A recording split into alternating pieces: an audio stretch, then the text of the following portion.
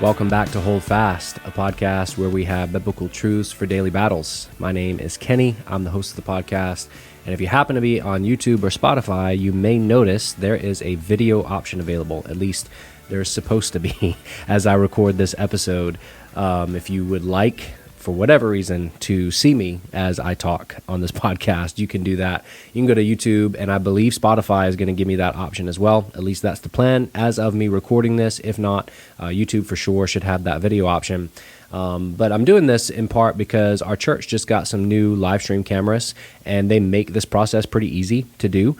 It's not hard at all for me to set this up and to add this as an option. And I know there are some people who don't just want to listen to somebody, they like to see somebody talk, and I sort of understand that, although I don't understand why you want to see me as I talk, but that's beside the point. Beside the fact that, this podcast also goes out to YouTube, and I don't think a lot of people engage with the YouTube content in part because you go to YouTube for videos, and right now it's just audio. You just see like the Hold Fast logo and don't have anybody actually talking on the video. So I thought this could be helpful, and I'm going to try it, and if it is as easy as I think it's going to be, and it works and is helpful, then we'll continue doing this going forward on the podcast, Lord willing.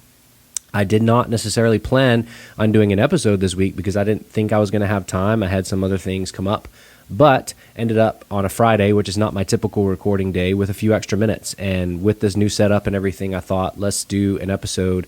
And it's probably going to be a little bit shorter than some of my others because it's really, in many ways, a reflection on the sermon, a little bit of a deeper reflection on the sermon from this past Sunday. And it's something that has really been resonating with me over the last week, ever since I started studying Matthew chapter 25, verses 14 through 30 is the passage if you have a Bible in front of you and you want to turn there. But these verses, there's a parable in these verses that's known as the parable of the talents. And Jesus tells this story of a master who entrusts his servants with talents. One of them gets 5, one of them gets 2, one of them gets 1.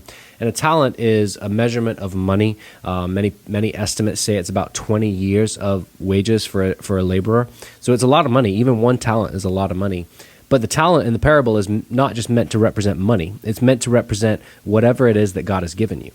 And I go into this in a little bit more depth in the sermon itself, but what I want to hone in on this podcast episode is the main point that was made in the sermon, that you have what you need right now to live and operate as a good and faithful servant of the Lord. You have what you need. Let's parse that out a little bit. What do I mean by that, and why is that such an encouraging thought? You may be somebody who works a 9-to-5 job, and you don't think that your job really matters much in the grand scheme of things. You may be a stay-at-home mom, you may be a high school student, a college student, and you might look at your day-to-day and think to yourself, what I do doesn't really matter all that much for eternity. This parable says that it does. This parable says that changing diapers or putting a cog in a wheel every single day at a factory, or just working your job at your desk, at your computer every single day, punching in numbers, whatever it is that you may be doing, that has been given to you by God. That is a talent, if you will, if we can use the language of this parable. That is a talent given to you by God that you can be a good and faithful steward of, and that you are called to be a good and faithful steward of. So the parable says in Matthew 25, the master entrusted to his servants these talents, and it says he did so each according to his ability. God has created you and uniquely wired and strengthened and gifted you to be able to faithfully steward the resources and the money and the spiritual giftings and the influence. He's given you everything you need to faithfully steward those things. So if you are a student in high school, and I alluded to this in my sermon, I'll parse it out a little bit more. When I was in high school and college, I didn't really faithfully steward the abilities that God had given me to be able to succeed in my studies. I believe God gifted me with that ability, and I did pretty well in school, but it wasn't because I really worked hard at it. And I know that some people, that drives them crazy because, passing tests and studying for school comes with a lot of hard work. And for me, it didn't. And I used to think, well, this is good. I don't have to work as hard.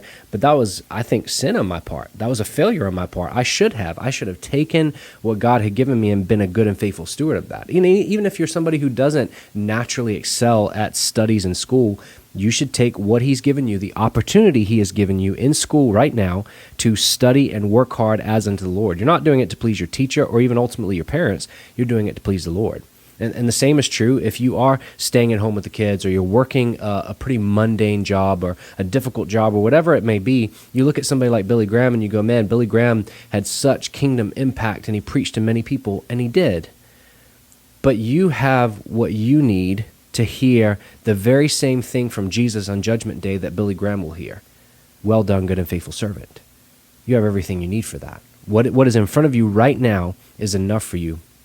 Our Friday morning men's Bible study was talking a little bit about that this morning, and we were talking about how, there were some things we wish we would have known when we were younger, and somebody reminded the group that, yeah, but whatever you had when you were younger, you should have been a faithful steward of. Maybe you didn't know some of these things that you know now, but whatever you had then, you had enough to be a good and faithful servant back then. We can tend to live in the past or live in the future, and we forget to live right now with what we have. And you might not think that what you have is significant, but it is, because it was given to you by God. It was entrusted to you by God.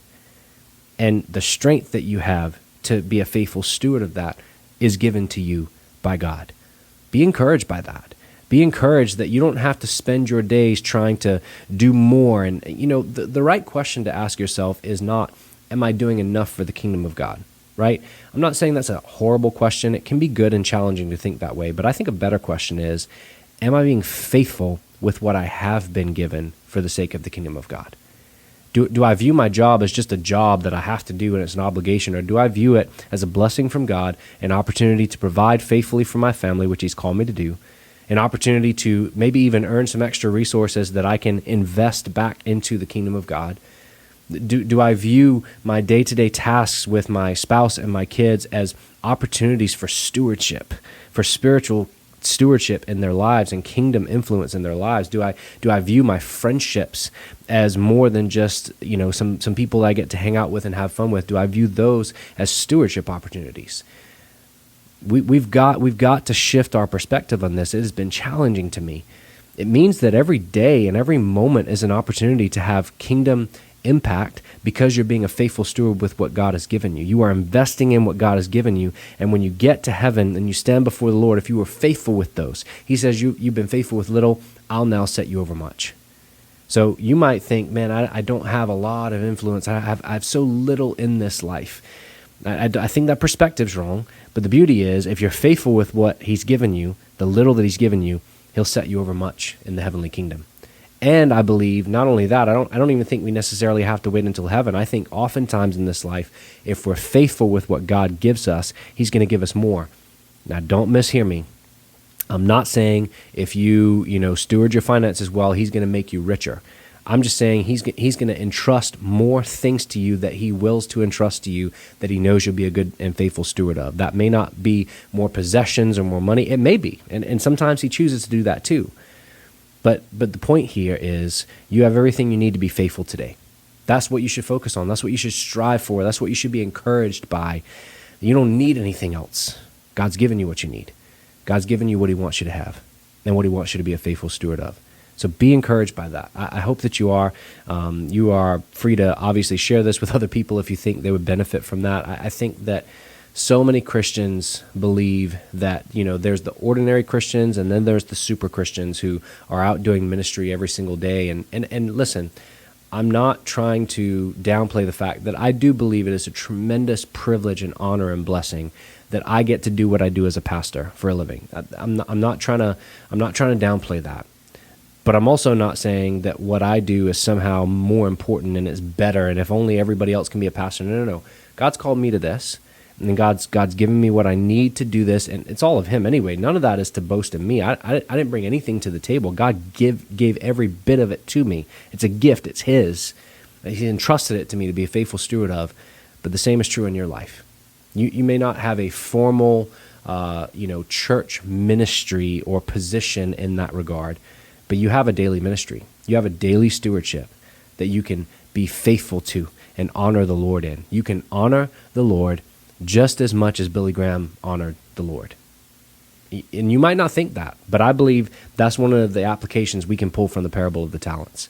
That you have everything you need to hear the same words that Billy Graham will hear on that day, that many faithful Christians will hear on that day.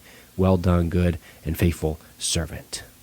We should strive for that. We should long for that. And we get to work towards that in the everyday, ordinary Christian life. That's a blessing. That's a privilege. So I hope this has been an encouragement to you. And if the video is something that you want to see more of, for whatever reason, let me know. I want to know that it's actually helpful, that people do appreciate being able to watch a video. That's true sometimes. I mean, I don't. There are times I'll watch a podcast because I want to see the person talking if I have that opportunity.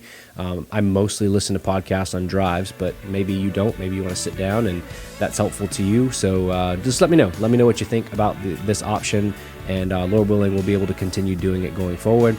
But I hope that you have a great rest of your week, whenever it is you're listening to this or watching this, and God bless.